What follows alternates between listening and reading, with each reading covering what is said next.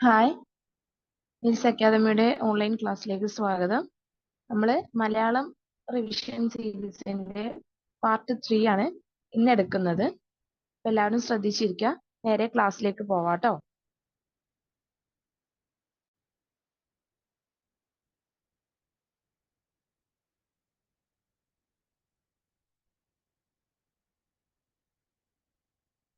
ആദ്യമായിട്ട് നമ്മൾ വിപരീത പദമാണ് പഠിക്കുന്നത്. അപ്പോൾ നമുക്ക് ഓരോ വിപരീത പദം പഠിക്കാം. അതിനുശേഷം ഒന്നുകൂടെ റിവൈസ് ചെയ്തിട്ട് അടുത്തൊരു ടോപ്പിക്കിലേക്ക് പോവാട്ടോ. അപ്പോൾ വിപരീത പദം എക്സാംസിന് വരുന്നതാണ്. ശ്രദ്ധിച്ചിരിക്കുക കേട്ടോ. ഒന്നാമത്തെ വിപരീത പദം എന്താണ്? സൂക്ഷ്മം. ഒന്നാമത്തെ എന്താണ്? സൂക്ഷ്മം. ഒന്നാമത്തെ എന്താണ്? ഒന്നാമത്തെ വിപരീത പദം ഏതാണ്? സൂക്ഷ്മം. സൂക്ഷ്മത്തിന്റെ വിപരീതം എന്താണ്? സ്ഥൂലം. എന്താണ്? സ്ഥൂലം. ഒന്നാമത്തെ വിപരീത പദം എന്താണ്? സൂക്ഷ്മം. സൂക്ഷ്മത്തിന്റെ വിപരീതം എന്താണ്? സ്ഥൂലം. സ്ഥൂലത്തിന്റെ ദാ കണ്ടോ? രഥത്തിന്റെ ദായാണ് കേട്ടോ. സ്ഥൂലത്തിന്റെ ദാ രഥത്തിന്റെ ദായാണ്. അത് പഠിച്ചില്ലേ? സൂക്ഷ്മം വിപരീതം സ്ഥൂലം. ഇനി അടുത്തത് നോക്കൂ. തിക്തം വിപരീതം മധുരം. തിക്തം എന്ന് പറഞ്ഞാൽ കയ്പാണ്. അപ്പൊ തിക്തത്തിന്റെ വിപരീതം എന്താണ്? മധുരം. തിക്തം വിപരീതം മധുരം. ഒന്നുകൂടി പറയാം. തിക്തം വിപരീതം മധുരം.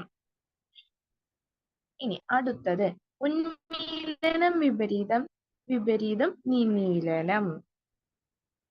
ഉന്മീലനം വിപരീതം നിമീലനം. നിമീലനം എന്ന് പറഞ്ഞാൽ കണ്ണ് തുറക്കണം. അപ്പൊ മറ്റേത് എന്തായിരിക്കും? കണ്ണടക്കുന്നത്. അപ്പൊ ഉന്മീലനം വിപരീതം എന്താണ്? നിമീലനം. ഓക്കെ അല്ലേ? അപ്പൊ നമ്മൾ എന്തൊക്കെയാ പഠിച്ചത്? നമ്മൾ ആദ്യം പഠിച്ചു സൂക്ഷ്മത്തിന്റെ വിപരീതം എന്താണ്? സ്ഥൂലം. സൂക്ഷ്മത്തിന്റെ വിപരീതം എന്താണ്? സ്ഥൂലം. ഇനി തിക്തത്തിന്റെ വിപരീതോ? തിക്തം വിപരീതം മധുരം. എന്താണ്? തിക്തം വിപരീതം മധുരം. ഇനി ഉന്മീലനം വിപരീതം നിമീലനം. ഉന്മീലനം വിപരീതം നിമീലനം. ഇനി ഇതൊക്കെ PYQ ആണ് കേട്ടോ. ഈ സൂക്ഷ്മം തിക്തം ഇതൊക്കെ 2022 ചോദിച്ചിട്ടുള്ള ചോദ്യങ്ങളാണ്. ഇതിലധികവും ഞാൻ PYQ വെച്ചിട്ടാണ് കേട്ടോ ചെയ്തിട്ടുള്ളത്. അപ്പൊ നിങ്ങൾക്ക് കുറച്ചും കൂടി ഹെൽപ്പ് ആയിട്ടുണ്ട് വരും കേട്ടോ. അപ്പൊ എന്താ പറഞ്ഞത്? സൂക്ഷ്മം വിപരീതം സ്ഥൂലം, തിക്തം വിപരീതം മധുരം, ഉന്മീലനം വിപരീതം നിമീലനം. ഇനി അടുത്തത് സഹിതം വിപരീതം രഹിതം. സഹിതം വിപരീതം രഹിതം. സഹിതം വിപരീതം രഹിതം. രഹിതം നമ്മൾ കേട്ടില്ലേ? തൊഴിൽ രഹിതർ എന്നൊക്കെ ഇല്ലായ്മയാണല്ലോ. അപ്പൊ ഇല്ലാത്തൊരവസ്ഥ. അതുപോലെ തന്നെയാണിത്. സഹിതം വിപരീതം രഹിതം. എന്താണ്? സഹിതം വിപരീതം രഹിതം. അടുത്ത നോക്കിക്കേ. രക്ഷാ വിപരീതം ശിക്ഷ. എന്താണ്? രക്ഷാ വിപരീതം ശിക്ഷ. എന്താണ്? രക്ഷാ വിപരീതം ശിക്ഷ. നമ്മൾ രക്ഷിക്കുക എന്നതാണ്. അതുപോലെ ശിക്ഷിക്കുക. അങ്ങനെ ഓർത്താൽ മതി കേട്ടോ. രക്ഷാ വിപരീതം ശിക്ഷ. ഈ 5 കാര്യങ്ങൾ സുഖല്ലേ? എളുപ്പമല്ലേ? ഒന്നുകൂടെ പറയാം. സൂക്ഷ്മം വിപരീതം സ്ഥൂലം, തിക്തം വിപരീതം മധുരം, ഇനിയോ ഉന്മീലനം വിപരീതം നിമീലനം, സഹിതം വിപരീതം രഹിതം, രക്ഷാ വിപരീതം ശിക്ഷ. ഓക്കെ അല്ലേ? ഒന്ന് നോക്കിക്കേ.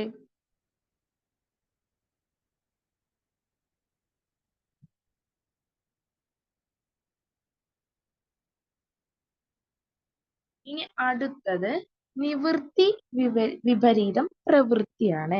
നമ്മൾ പറഞ്ഞു, പദശുദ്ധിയിൽ പറഞ്ഞു, പ്രവർത്തി എന്നല്ല പ്രവൃത്തി. അതുപോലെ നിവർത്തി എന്നല്ല നിവൃത്തി എന്നാണ്. അപ്പൊ നോക്കിക്കേ. നിവൃത്തി വിപരീതം പ്രവൃത്തി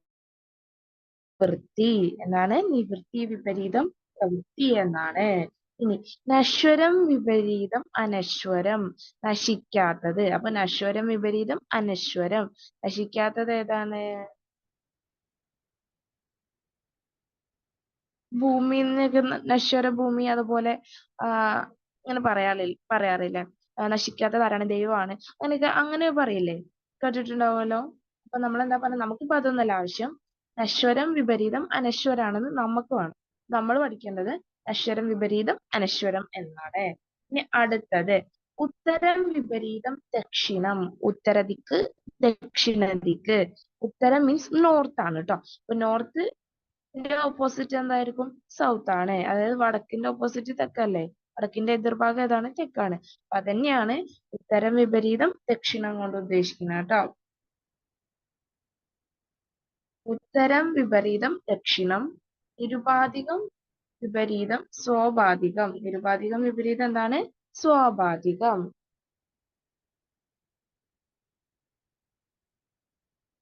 കണ്ടോ?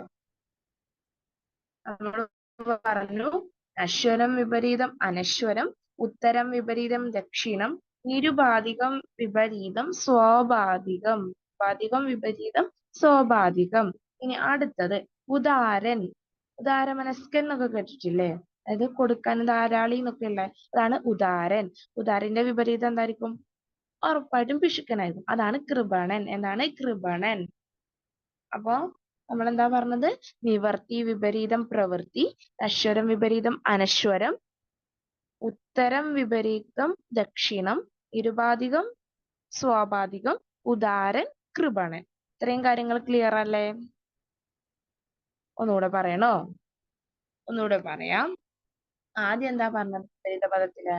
ഒന്നാമതായിട്ട് പറഞ്ഞത് സൂക്ഷ്മം വിപരീതം സ്ഥൂലം. എന്താണ്? സൂക്ഷ്മം സ്ഥൂലം, തിക്തം മധുരം, ഉന്മീലനം നിമീലനം, സഹിതം രഹിതം, രക്ഷ ശിക്ഷ, പ്രവൃത്തി നിവൃത്തി, നശ്വരം അനശ്വരം, ഉത്തരം ദക്ഷിണം, നിരുപാധികം സ്വാഭാവികം, ഉദാരൻ കൃപണൻ.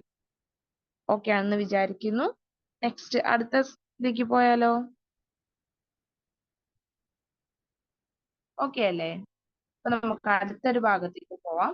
പരിഭാഷയാണ്. എന്താണ് പരിഭാഷ അല്ലെങ്കിൽ തർജ്ജമ?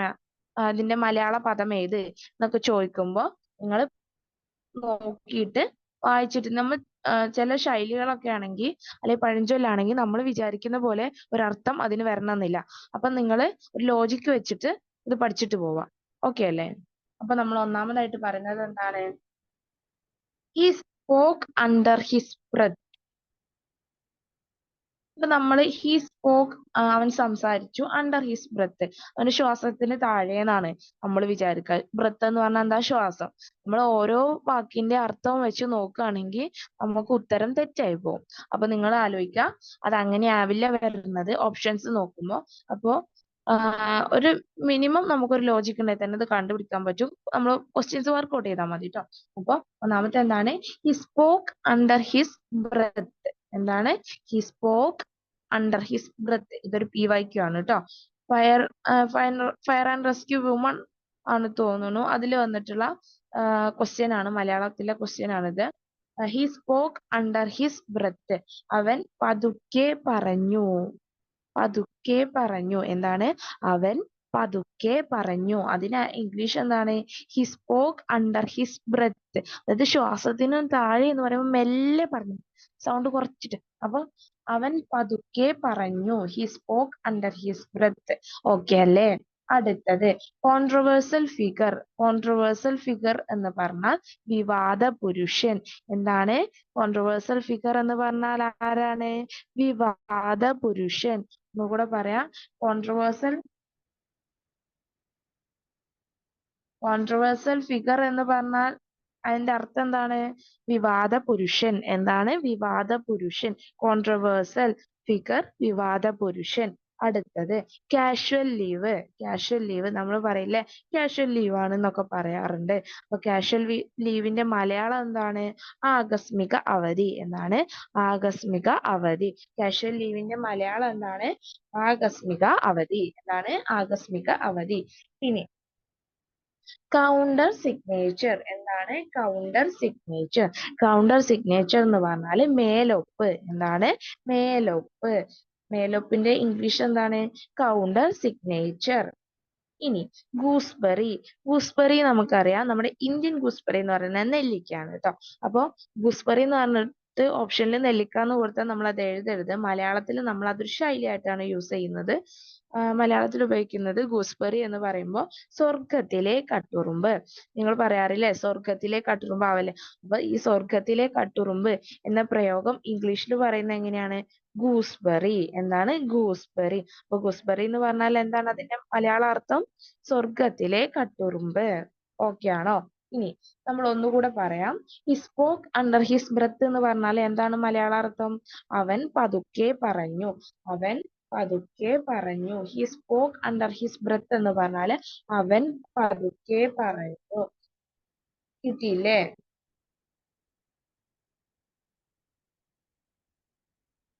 He spoke under his breath എന്ന് പറഞ്ഞാല് അവൻ പതുക്കെ പറഞ്ഞു. അടുത്തത് കോൺട്രവേഴ്സൽ ഫിഗർ, വിവാദ പുരുഷൻ. എന്താണ് കോൺട്രവേഴ്സൽ ഫിഗർ? വിവാദ പുരുഷൻ. അടുത്തതോ കാഷ്വൽ ലീവ്. എന്താണ് കാഷ്വൽ ലീവ്? കാഷ്വൽ ലീവ് എന്ന് പറഞ്ഞാല് ആകസ്മിക അവധി. എന്താണ് ആകസ്മിക അവധി. അടുത്തത് counter signature. Counter signature, counter signature എന്ന് പറഞ്ഞാല് മേലൊപ്പ്. എന്താണ് മേലൊപ്പ്.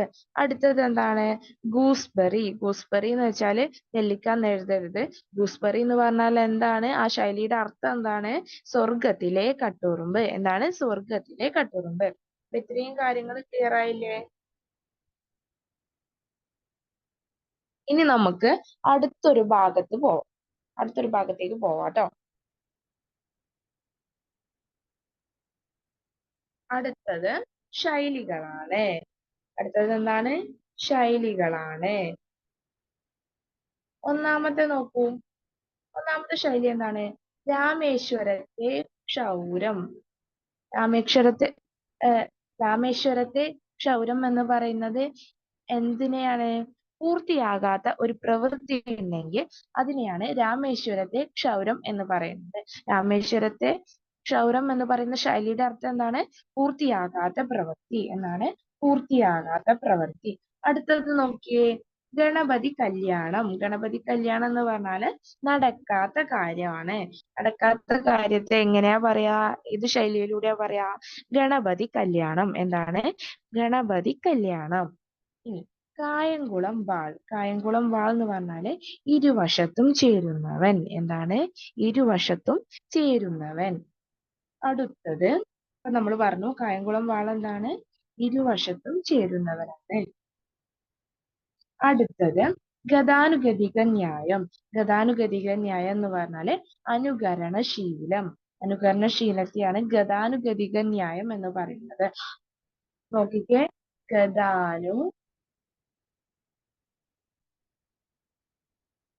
ഗതിക ന്യായം.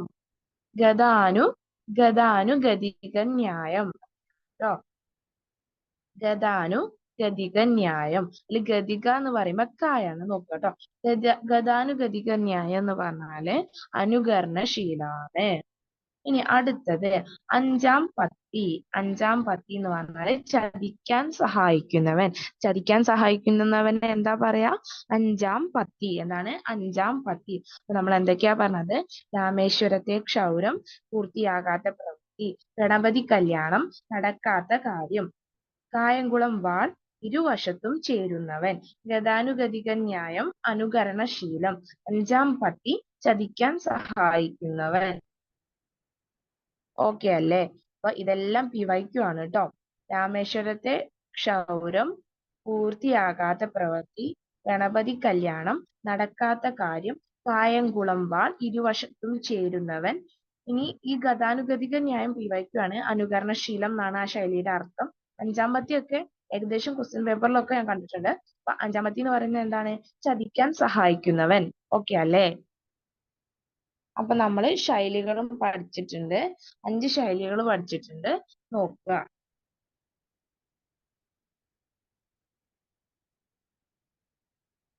അടുത്തതാണ് പര്യായപദം.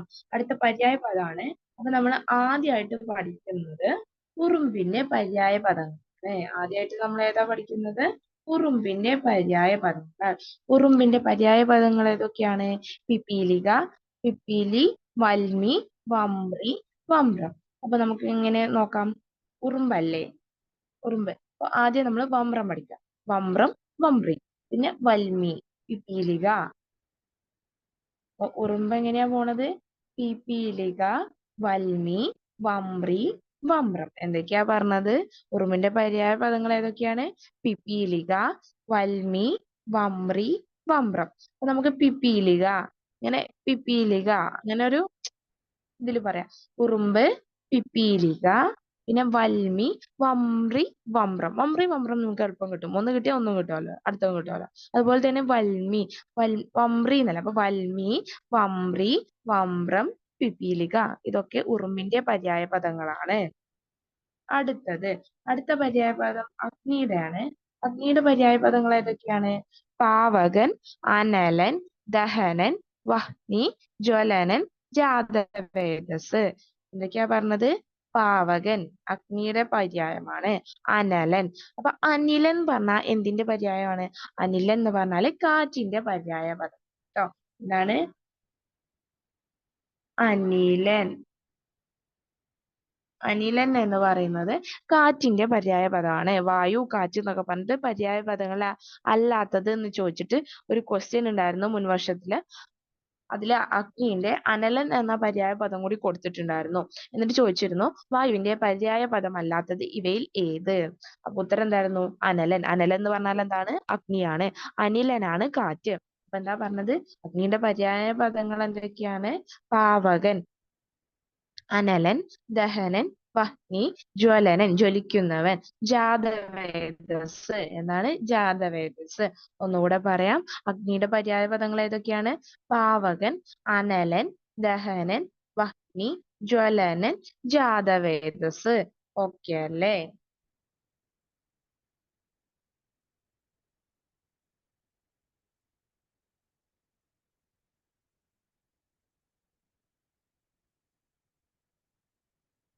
അടുത്തത് ആനയുടെ പര്യായ പദങ്ങളാണ് കേട്ടോ.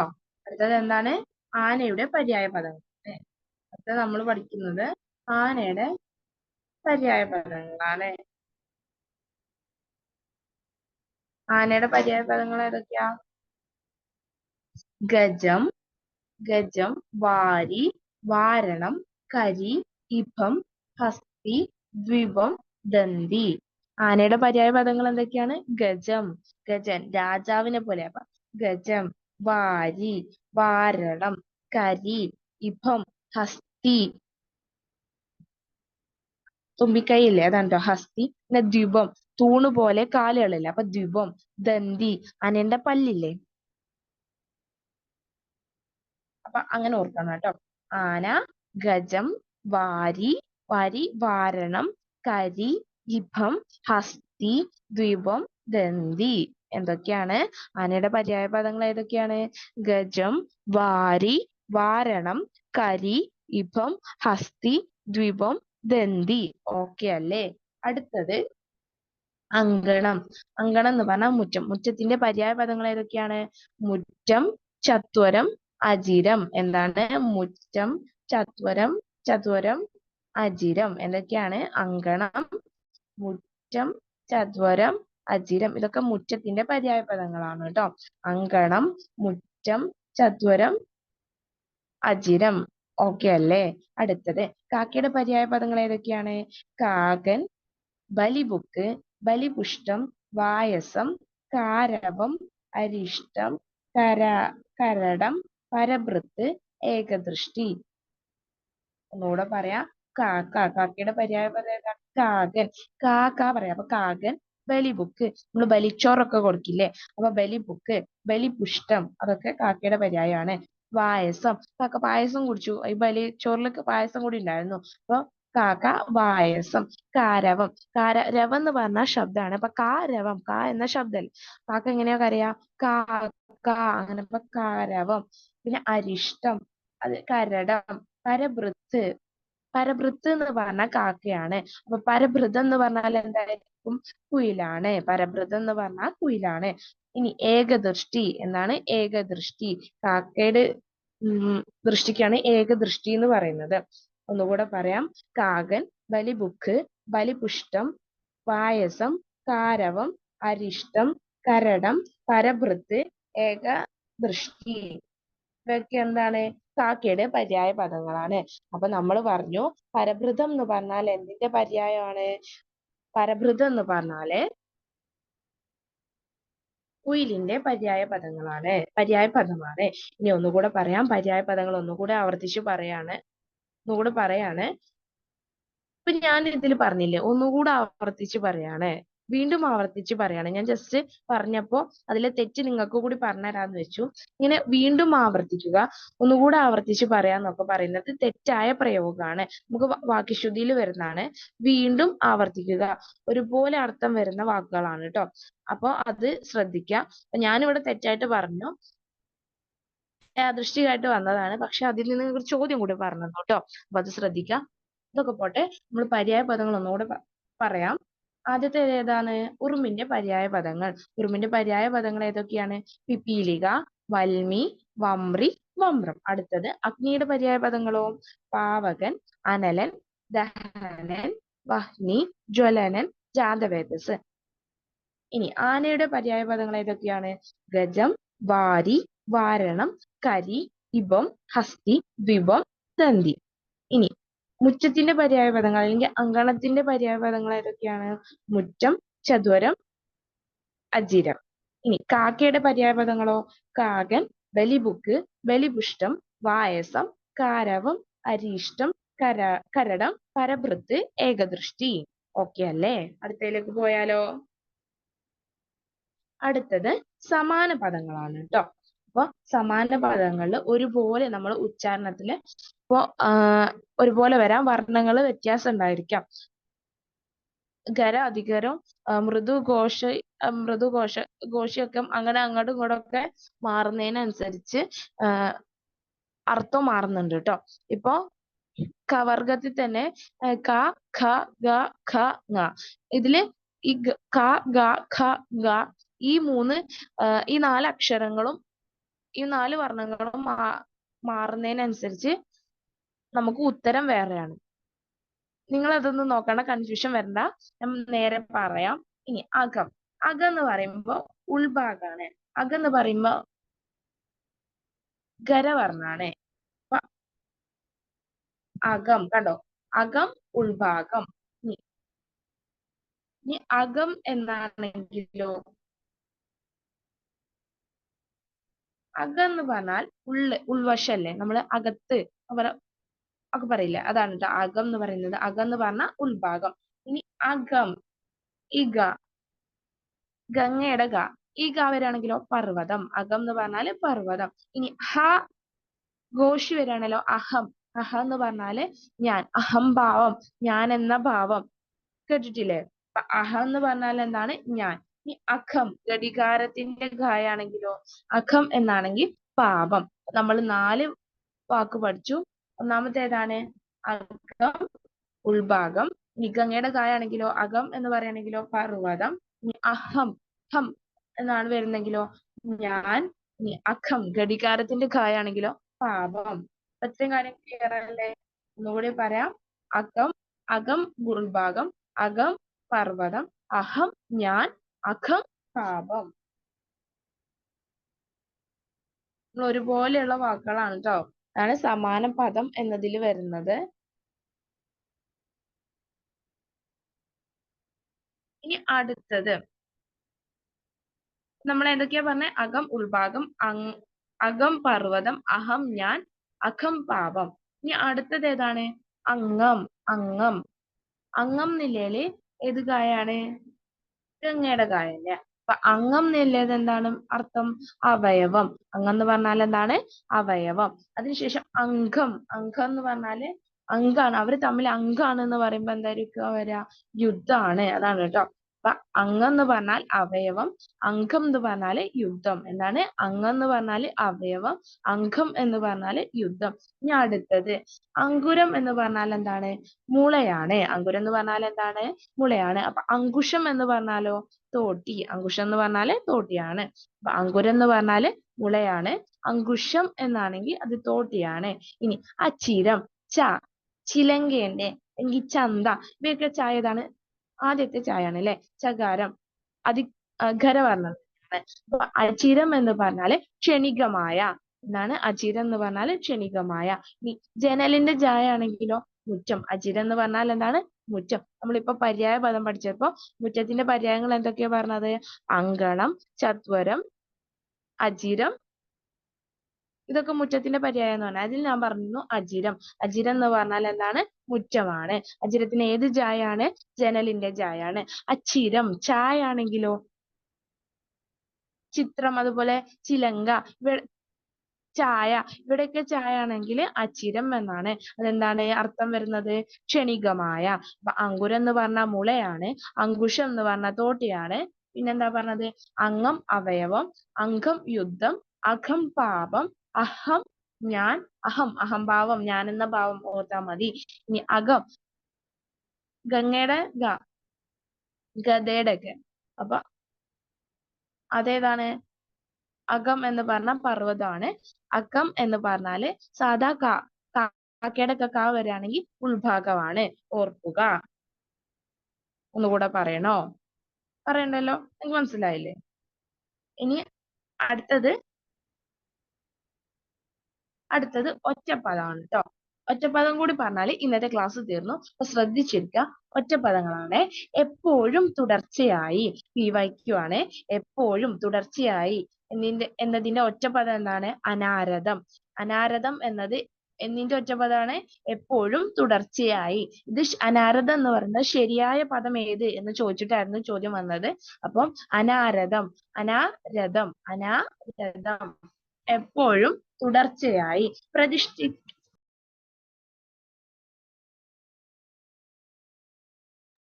അടുത്തത്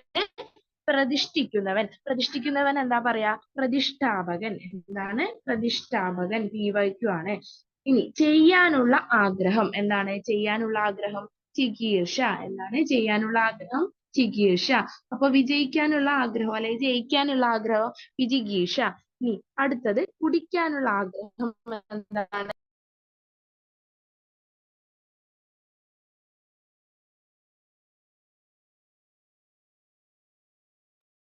ഒന്നുകൂടെ പറയാം.